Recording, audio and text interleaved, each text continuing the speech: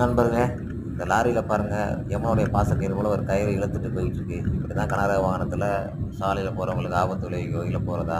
இதனால தான் நம்மளை ஒரு குறிப்பிட்ட நேரத்துக்குள்ளே நகரத்துக்குள்ளே வரக்கூடாதுன்னு சொல்கிறாங்க. அவர் போகக்கூடிய வேகத்தையும் பாருங்கள். இப்போ ஒரு இருசக்கர வாகனம் அவர் கடந்து போகிறாரு. அப்போ அந்த கயிறு அவர் இழுத்துட்டு இருந்துச்சுன்னா அவர் கீழே விழுந்துருவார். ஒன்றும் அந்த வண்டி சக்கரத்துக்குள்ளே விழுந்து பெரிய ஆபத்து வரும். இல்லைன்னா பின்னாடி வரக்கூடிய வண்டிகள் நான் என்ன போல பின்னாடி வரக்கூடிய வாகனங்கள் மூலமாக ஒரு பிரச்சனையை சந்திக்க வேண்டியிருக்கும்.